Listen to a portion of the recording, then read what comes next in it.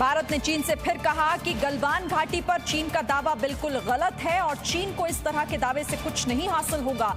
तनाव कम करने का एकमात्र रास्ता ये है कि चीन वहां नया निर्माण करना बंद करे। भारत के राजदूत विक्रम मिस्री ने चीन से कहा कि वो वास्तविक नियंत्रण रेखा पर भारतीय सेना की पेट्रोलिंग में रुकावट न डाले।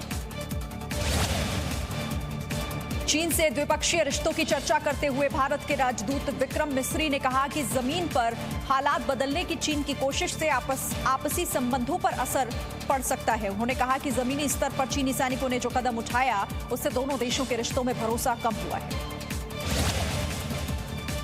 जम्मू कश्मीर पुलिस ने दावा किया है कि पुलवामा जिले के त्राल क्षेत्र में हिजबुल मुजाहिदीन के आतंकवादियों की अब कोई मौजूदगी नहीं है। 1989 में घाटी में आतंकवाद के फैलने के बाद ऐसा पहली बार हुआ है। अब पुलवामा के त्राल में सुरक्षा बलों के साथ मुठभेड़ में 3 आतंकियों के मारे जाने के बाद पुलिस ने यह दावा किया है।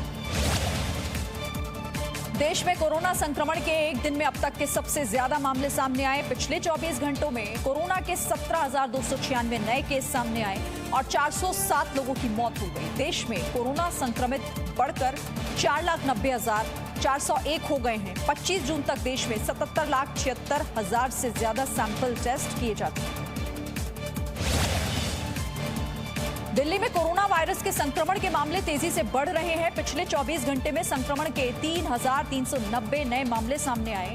दिल्ली में कोरोना संक्रमण के कुल मामले बढ़कर 73,780 हो गए हैं। अब तक 44,765 मरीज इलाज से ठीक हुए हैं। दिल्ली में कोरोना से 2,429 लोगों की मौत हो चुकी है।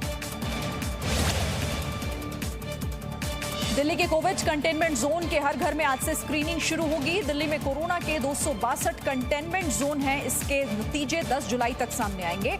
कोरोना के मामलों को बढ़ता देख national centre for disease control ने इस योजना को तैयार किया है।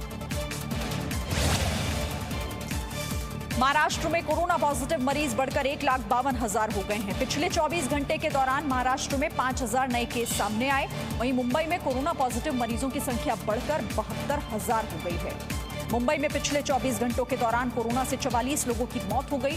अकेले मुंबई में कोरोना से अब तक कुल 4,179 मौतें हो चुकी हैं।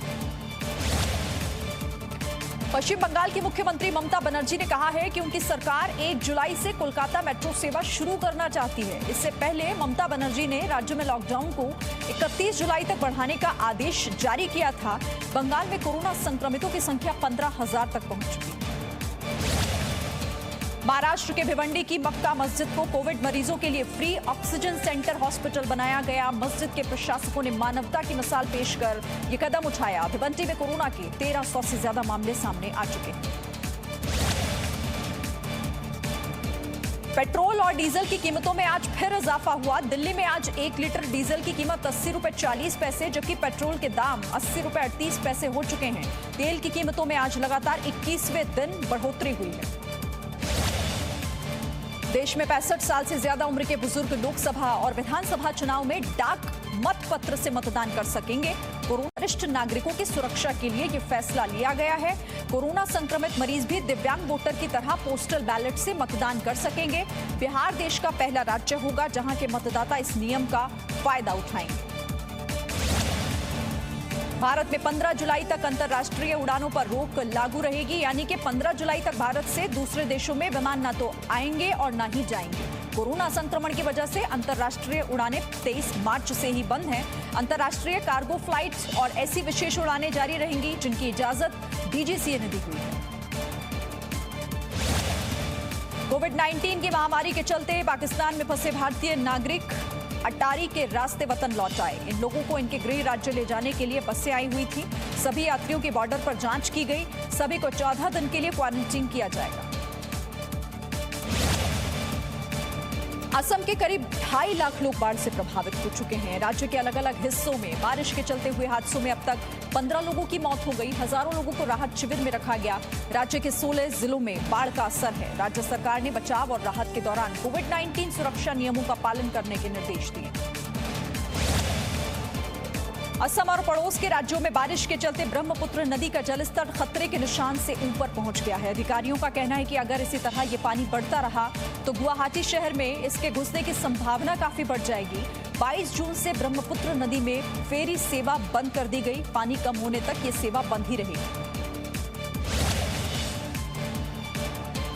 अमेरिकी स्पेस एजेंसी नासा ने सूरज के 10 साल का एक वीडियो जारी किया है। एजेंसी के मुताबिक उसके सोलर डायनेमिक्स ऑब्जर्वेटरी ने पूरे 10 साल तक लगातार सूर्य को अपने कैमरे में रिकॉर्ड किया। इस दौरान ऑब्जर्वेटरी ने कई तरह की अहम जानकारियां इकट्ठा की और 10 साल में 2 करोड़ गीगाबाइट डेटा रिकॉर्ड किया गया।